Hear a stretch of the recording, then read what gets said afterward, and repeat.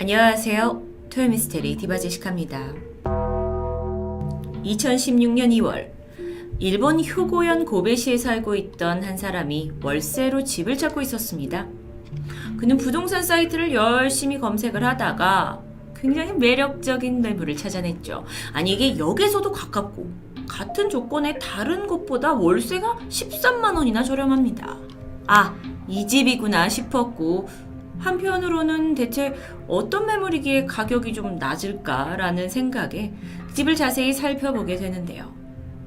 그러다 비고란의 충격적인 글귀를 발견합니다. 바로 이전 입주자들이 자택에서 음독 자살로 전원 사망했다라는 사실이었죠. 싼 데는 이유가 있었습니다. 그는 이 섬뜩한 부분을 캡처해서 자신의 SNS 계정에 올리게 돼요. 그리고 게시물은 큰 화제가 되었죠. 이후 넷상에서 얘는 들어가면 반드시 자살을 하게 되는 집이다. 독극물 자살의 집이다 라는 별명까지 얻게 됩니다. 여러분, 일본에서는요, 이전 입주자가 집에서 자살을 하거나 또는 이 이웃에 위험 인물이 살고 있는 경우에 이걸 사고 물건이라고 부르면서 새로운 입주자한테 이 사실을 알려줘야 하는 법이 존재합니다. 사고 물건. 이건 대부분 평균 시세보다 싸게 올라오는 경우가 많죠. 그러다 보니 일본인들 사이에서도 월세가 아무리 싸다고 한들 사고 물건이다 하면 다시 보게 되고 좀 기피하는 경우가 있습니다. 그런데 아주 특이하게도 이런 집만 골라서 지난 8년간 약 10번의 이사를 했던 한 대담한 인물이 존재합니다. 그의 이름은 마츠바라 타나시. 무명 연예인이었던 그는 이렇게 사고 물건만 찾아다닌다는 특이한 이력으로 인해서 이제는 그냥 이름 앞에 사고 물건 연예인이라고 불리고 있습니다. 근데 도대체 어쩌다가 이런 꺼림직한 곳에서만 살게 된 걸까요? 마츠바라가 처음 이런 집에 살게 된 계기는 선배 연예인인 키타노 마코토가 진행하던 너희들은 가지마 라는 TV 프로그램의 괴담 토크에 출연했을 때였습니다. 방송에서 이제 선배로부터 사고 물건에 살아보는 게 어떻겠냐 라는 약간 반장난 제안을 받게 될 것 같은데 얼떨결에 수락을 해버렸죠. 방송에서 뱉은 말도 있고 그래서 물건들을 알아보던 중 오히려 이게 굉장히 저렴한 가격에 나왔다는 사실에 매료되었고요. 이후 그는 더 열심히 사고 난 집만 찾아다니게 되죠. 그렇게 8년입니다. 아니 그렇다면 정말 이런 집들에서 아무렇지 않게 살았을까요? 아니요. 결코 평탄하지 않았습니다. 그가 처음으로 이사한 집은 오사카에 위치했었는데 이게 전국적으로 보도가 된 자매 살상 사건, 유명한 연쇄살인이었다고 합니다. 그런데 그 현장이었던 곳이죠. 사건이 어쨌든 한동안 언론을 휩쓸고 간 이후에 시세를 알아보니까 월세가 약 20만 원 정도 싼 거예요. 그런데 이 아파트 대부분의 주민들도 사실 다 퇴거한 상태였어요. 이미 이 연쇄살인 사건이 일어나기 전부터도 여기에선 자살 사고가 작게 발생했고 또 음침한 분위기 때문인지 귀신 맨션이라는 별명도 있을 정도였습니다. 그러다 보니까 공실이 많아요. 그러니까 범죄자 집단이 아파트에 정착을 한다는 말도 있었고요. 우리도 영화에서 아마 이런 거 봤었는데 각 집의 현관문과 가스 미터기에 여기 어른 둘, 아이 둘 이렇게 사는 사람 정보를 누군가 계속 적어놓는다는 소문도 있었고요. 또 가스 검침원을 위장하고 집에 누군가 침입한 적이 있다라는 소문이 계속 돌면서 정말 평범한 사람이라면 절대 살고 싶지 않을 그런 치안이 악명 높은 곳이 돼버렸습니다. 하지만 마츠바라는 들어가게 되죠. 들어가서 어땠느냐. 일단 입주한 지 일주일 만에 주차장에 세워둔 차를 누가 뺑소니하고 갑니다. 근데 충분히 있을 수 있는 일이었어요. 하지만 이곳의 별명은 귀신 맨션입니다. 그래서 이따금씩 이상한 현상을 목격하기도 하죠. 예를 들어서 마츠바라가 살았던 아파트 건물은 8층 위로는 약간 불법적으로 증축을 해서 지은 건물이었다고 해요. 그래서 8층부터 10층까지는 폐쇄되어 있었다고 합니다. 그런데 그는 가끔씩 그 층에서 엘리베이터가 내려오는 걸 두 눈으로 똑똑히 봤다고 말합니다. 또한 자기 방에 혼자 있을 때 여보세요? 하면서 이제 지인과 통화를 하게 되는데 갑자기 수거하기 너머에 있던 지인이 묻습니다. 야, 너 지금 뭐 노래방에 있는 거야? 뒤에서 웅웅거리는 여자 목소리가 들리냐? 이외에도 한 번은 샤워를 하고 있는데 한참을 씻다가 거울을 보니까 누군가 손가락으로 적은 듯 샴푸라고 또렷이 새겨져 있었죠. 뿐만이 아닙니다. 그가 이 집에 이제 살고 있던 어느 날인데 커피를 마시려고 카페에 들어가게 돼요. 그런데 카페에서 눈이 딱 마주친 직원의 표정이 싸늘해지더니만 그에게 나지막히 소리쳤습니다. 뒤에 업은 여자는 들여보내지 마세요. 그는 결국 이 카페에 들어갈 수 없었다고 해요. 마츠바라가 귀신의 존재를 선명하게 본 것은 아니었지만 분명히 이거 평소에 겪지 못한 아주 꺼림직한 일들이 계속 발생합니다. 무수히 발생했다고 해요. 아무리 집세가 싸다고 해도 사실 그런 일을 겪게 되면 그만둘 법도 한데요. 여기서 마츠바라의 생각은 달랐습니다. 오히려 호기심이 생겼어요. 그리고 이런 곳에서 발생하는 심령 현상을 캐치해내면 좋은 기회가 될 수도 있다고 생각했죠. 그리고 또다시 사고 물건을 찾아 헤맵니다. 마침 부동산 업자로부터 살인 사건이 벌어진 집이라는 것을 알아냈고요. 바로 계약하게 되죠. 들어가 보니까 내부는 리폼이 잘 되어 있긴 했지만 다다미 바닥을 들춰보면 선명한 혈흔이 곳곳에 남아 있었습니다. 게다가 좀 기분 나쁘게 방 곳곳에 이렇게 이상한 꽃병이 놓여져 있었고요. 또 한 가지 화장실 거울이 짙게 페인트칠 되어 있기도 했어요. 집 전체가 아주 새 집은 아니었는데 어울리지 않게 욕조만 새 곳으로 교체되어 있기도 했고요. 어쨌든 그는 이사를 들어갑니다. 그리고 이곳에 거주하면서 종종 욕실의 배수구에서 들려오는 이상한 소리를 듣기도 했고요. 또 한 번은 하수구에서 분명 자기 게 아닌 백발의 긴 머리카락을 찾아내기도 합니다. 그러던 찰나요. 마츠바라가 인근에 있는 음식점 사장님에게 이런 얘기를 듣습니다. 혹시 그 집에 살고 있냐고. 그리고 나서 부동산 업자가 미처 말해주지 않았던 사건의 전말을 듣게 되죠.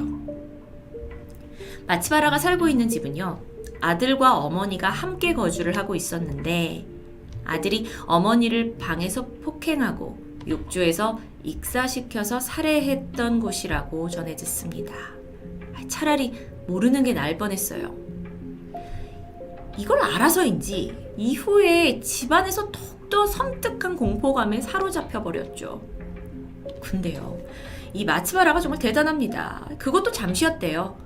시간이 지나니까 결국 익숙해지더라 라고 말합니다. 그런데 그 무렵 또 한 번의 사건이 벌어집니다. 처음에는 이 마츠바라가 살던 집에 택배가 종종 분실되는 단순한 사고가 있었죠. 하지만 어느 날부터인가 누군가 밖에서 문고리를 잡고 빙글빙글 돌리면서 문을 열려고 하는 게 느껴졌어요. 너무 당황해서 나가지도 못했는데 이런 일은 한 번이 아닌 몇 번이나 반복되었다고 합니다.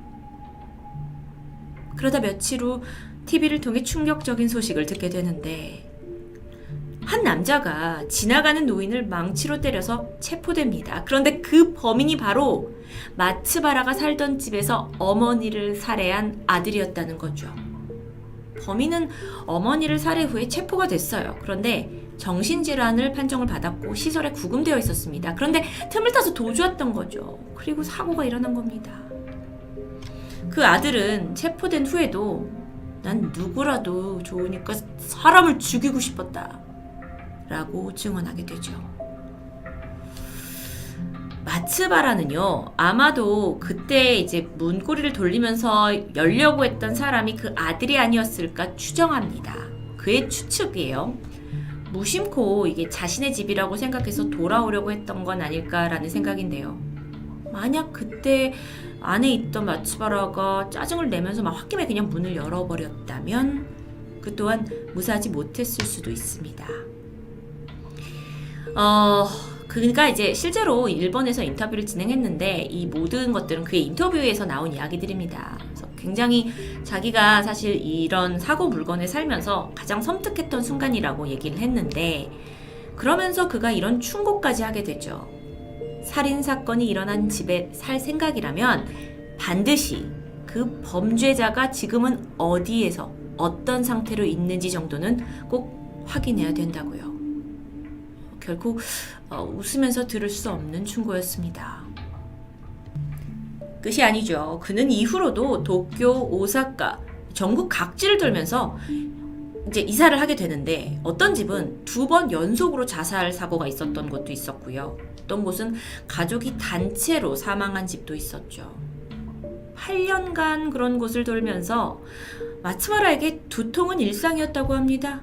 그리고 어느 날 인터폰에 알 수 없는 이 사람의, 인간의 형상이 보이는 기이한 일을 다수 겪었고요. 그러다 지난 2020년 2월에 이번에 10번째 사고 물건에 이사하게 되면서 정말 대표적인 인물이 돼버렸습니다. 혹시 지난 토요 미스테리 에어비앤비 편 기억하시나요? 거기에서 그 사고 물건, 그러니까 누군가 어떤 사건이 벌어졌던 집의 위치와 그 사연을 모아놓은 사이트의 운영자 오오시마 테루를 언급한 적이 있었는데요. 조금 더 알고 싶으시다면 여기를 클릭하시면 됩니다. 어쨌든 오오시마 테루와 함께 이 마츠바라가 방송에 출연했어요. 그리고 역대급의 어떤 일본의 사고 물건 집들을 알아보고 이걸 어떻게 제대로 구별해내느냐라는 방법을 이야기하는 토크쇼를 진행하기도 했죠. 이 토크쇼에서 소개된 매물 중에 하나를 살펴보니까 2004년 고독사, 2006년 투신자살, 2008년 목을매 자살, 2년마다 사망사건이 일어난 곳이 있다라는 게 확인됩니다. 특히 406호실은 주의 요망이라고 쓰여 있었죠. 이 건물에 살고 있던 주민들은 가위 눌림은 기본이었고요.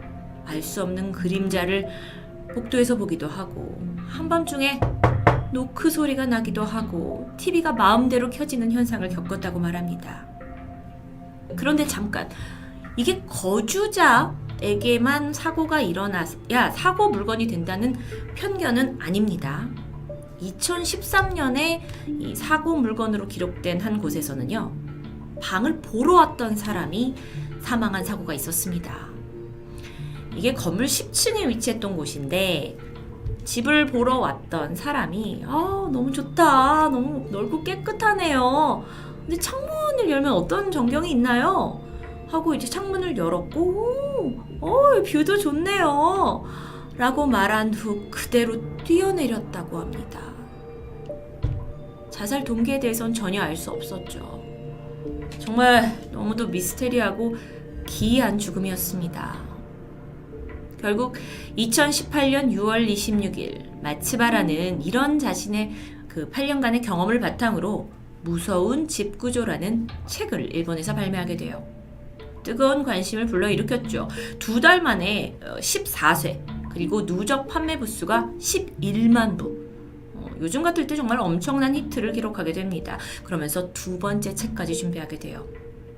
게다가요, 올해 8월 28일 이 경험담과 책을 바탕으로 한 영화까지 개봉 예정입니다.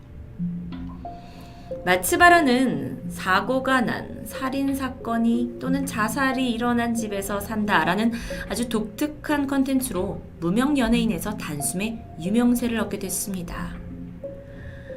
그의 경험 속에서 그는 내가 방에 들어가고 싶지 않아져서 사교적이 됐다라는 농담을 하기도 했고요. 오히려 담력이 강해졌다라고 말하기도 합니다. 참 대단한데요. 그러면서 사실 자신이 처음에는 단순한 흥미에서 이런 일을 시작했지만, 그곳에 살면서 이곳을 심령 스팟으로 바라보는 게 아니라 이 장소에서 일어난 사건을 되짚어보고 그 의미를 두기 시작했다고. 이후에 나는 사람의 생사에 대해 깊이 고찰할 수 있는 계기가 되었다라고 말합니다. 8년간의 경험, 과연 모든 것을 견뎌내고도 그만큼 의미 있는 일이었을까요? 저는 무서워서 못할 것 같은데요. 토요미스테리 디바제시카였습니다.